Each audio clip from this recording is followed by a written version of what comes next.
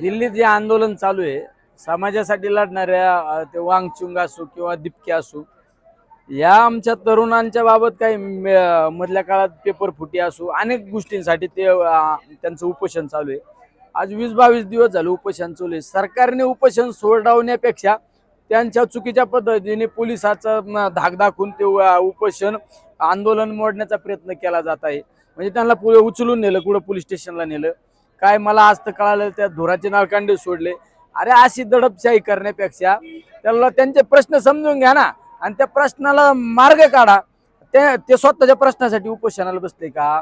ते स्वतःसाठी आंदोलनाला बसले का? सर्वसामान्य लोकांच्या साठी ते जर प्रश्न मांडण्यासाठी जर तुमच्याकडून ज्या चुका होत्या त्या चुकाच्या संदर्भात ते उपोषण करतात याचा अर्थ सरकारने तिथे गेलं पाहिजे।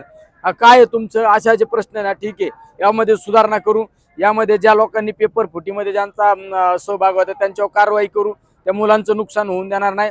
आता ठीक आहे त्यांचं वर्ष वायाला गेलं तर 1 वर्ष वाढून देऊ, असा काहीतरी मार्ग काढला पाहिजे। पण मार्ग काढण्यापेक्षा दडपशाही।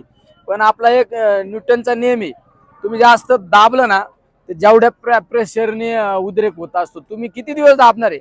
मध्ये नोएडाला एक आंदोलन बेरोजगार तरुणांनी आंदोलन केलं, ते दाबण्याचा प्रयत्न केला। आता हे आंदोलन उपोषण चालू आहे, ते दाबण्याचा प्रयत्न जर वारंवार तुम्ही सरकारी पोलिसाचा धाक दाखवून जर या गोष्टी थांबवणार असेल तर याचा निश्चित याचा उद्रेक झाल्याशिवाय राहणार नाही। आणि एक ना एक दिवस आपल्या देशात उद्रेक झाल्याशिवाय राहणार नाही। कारण एक दिवस बेरोजगार रस्त्यावर येणार आहे, माझे शेतकरी रस्त्यावर येणार आहे, या सगळ्या गोष्टी रस्त्यावर येणार आहे।